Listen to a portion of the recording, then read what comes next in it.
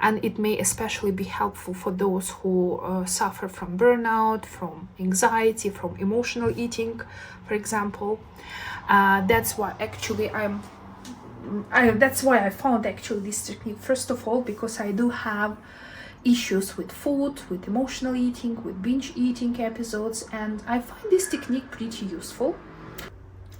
Hello everyone, and welcome to my channel.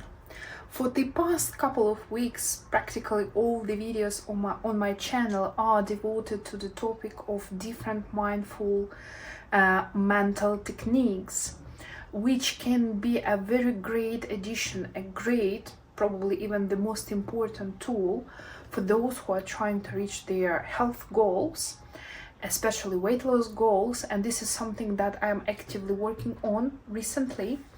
And I already told in my previous video that it's definitely not my first attempt to lose weight, and I had this yo-yo effect by gaining and losing weight for the past couple of years, practically like since the time I was a teenager. So it seems like there is something wrong, right? In case, okay, you can lose weight, so there is nothing physically wrong with you because you actually can lose this weight, yet you are keep gaining it back, so probably something is not working.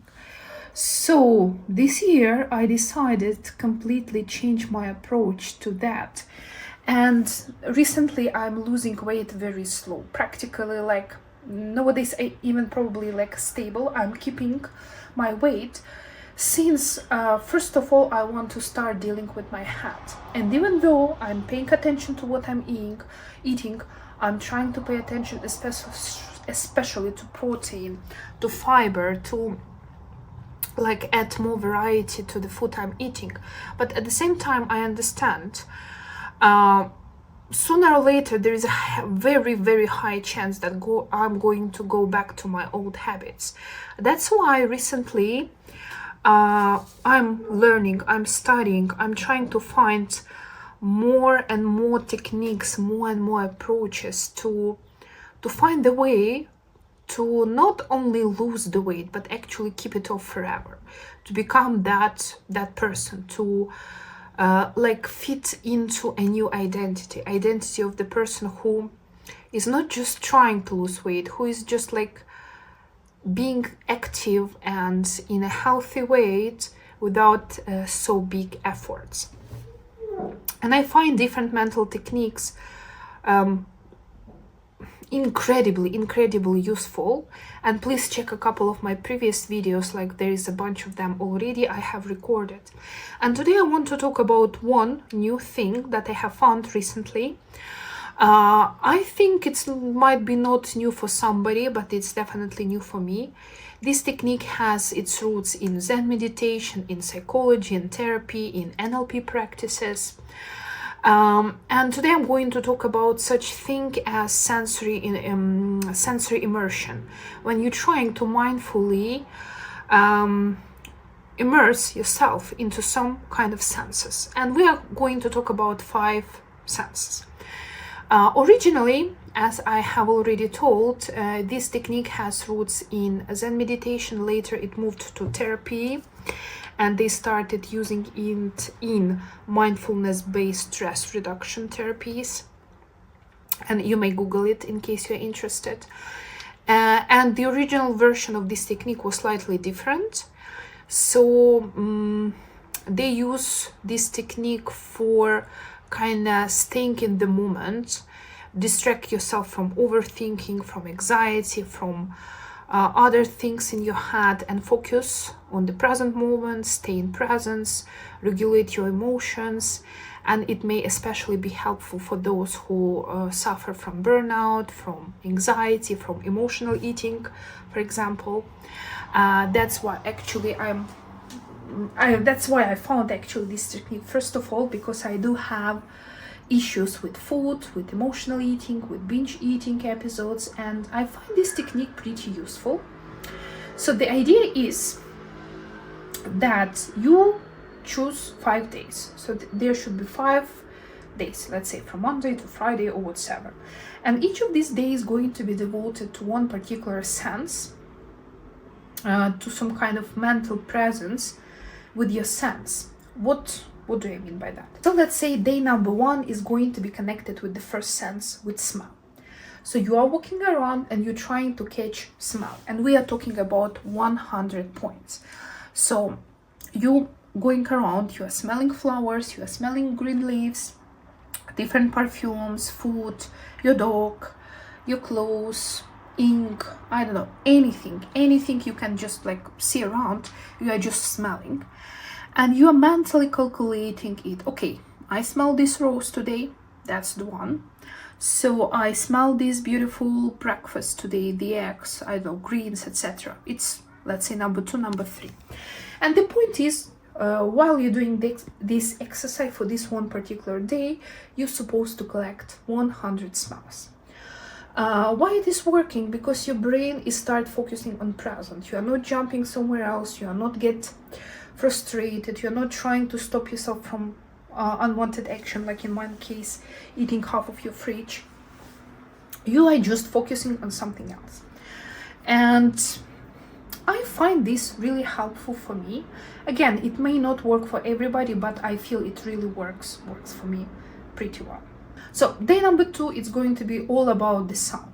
So you just like, again, you may close your eyes and try to listen all the sounds which are around you. It may be the dog barking, it may be some distant steps of people, it can be some humming, birds, some animal sounds, human sounds, steps in the corridor, practically anything. You may listen to some music, you may just go online and Google different interesting sounds, like sound of rain, sound of burning fire, different natural sounds. You may even take some materials that you have, like plastic or like wood, try to like scratch it or do something with that, bend it, and you will hear like different sounds. It's correct. It sounds strange, but it really some kind liberates the mind, because you are really not floating somewhere in the air in your thoughts, positive or negative. You are just really getting present in the moment.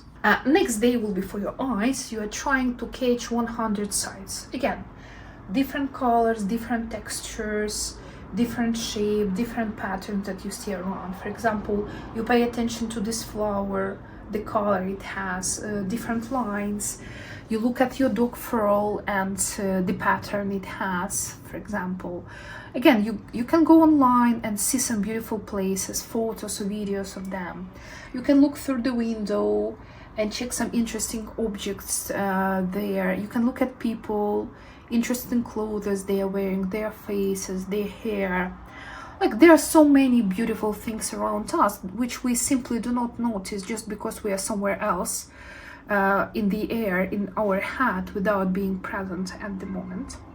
And again, you need 100 of those things. So you need to collect 100 things that you can see with your eyes, and you need to mentally actually count them. So like, this is 1, this is 2, this is 99, etc. Day number 4 is about touch. Idea is the same. You are trying to touch different objects. So again, it can be clothes, it can be fur of animals, it can be your hair, your partner's hair. It can be different things that you can touch, which probably have some kind of texture.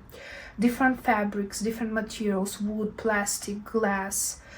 Try to feel the texture again. Try to feel the temperature. Is it cold? Is it hot?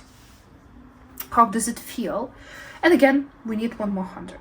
And last day, day number 5, it's about taste.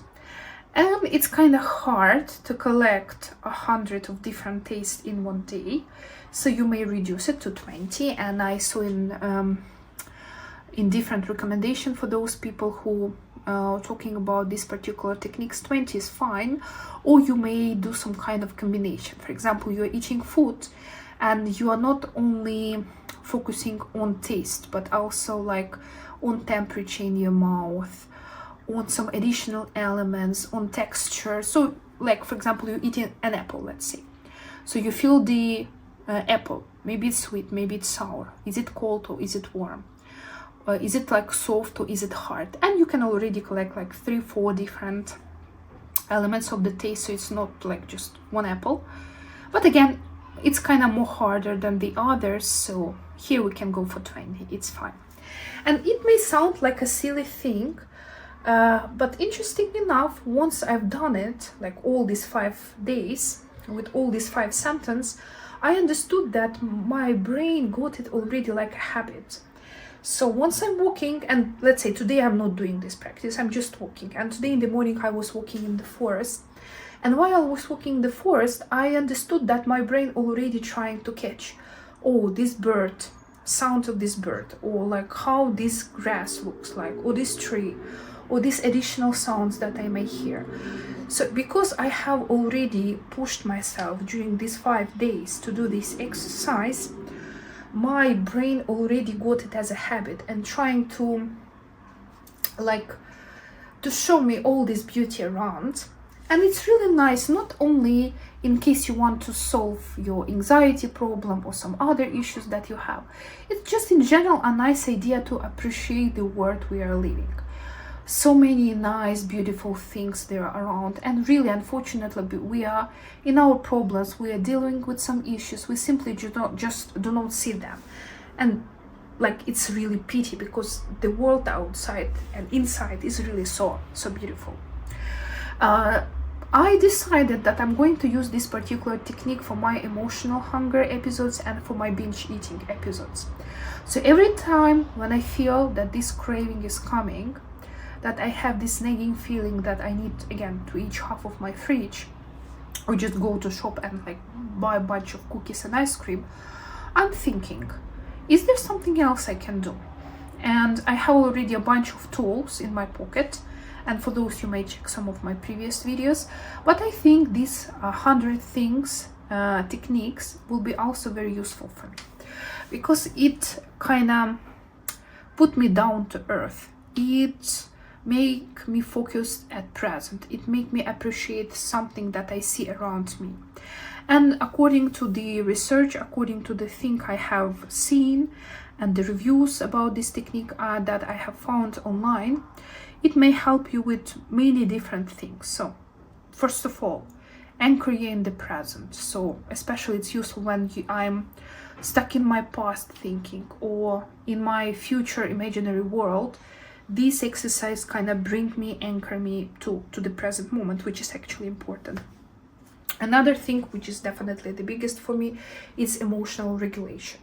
So it helps me a lot in those moments when I feel a bit anxious, especially around food, when I have my binge eating episodes or my emotional eating episodes. And even though I cannot stop myself yet in this moment, once I'm eating, at the same time it kind of slows me down. Instead of just eating it without any emotions, I'm just trying still. Okay, this donut, the taste of this donut, or the taste of this ice cream, is it cold? Is it like getting warm already? And it helps me not to lose my mind and definitely consume less of those foods. And once I'm teaching myself to deal with these emotions, to ask myself questions, to stay in the present, to feel connected to my future self, which has already who has already reached all those goals, these health-related goals that I have set for myself, it really helps me a lot. So obviously I'm far from perfect in this matter. These are the techniques that I'm just like testing on myself now, but over these past couple of months, since January when I practically started doing it all, I do feel the changes. Okay, maybe I'm not losing the weight as fast as I would like to, and I still have pretty long road in order to reach my healthy weight, body weight. But at the same time, I see how my relationship with myself improved, how my relationship with my head improved, how better I feel around other people, how better I feel with myself, how better my relationship with food are getting. And for me, this is definitely the biggest issue. So a game changer for me, really. So I hope you find this video useful. If you have any more ideas, any more techniques which can also help me, us, all those people who are dealing with the similar issues, please share them in the comments. So I wish you a great day, and I will see you soon.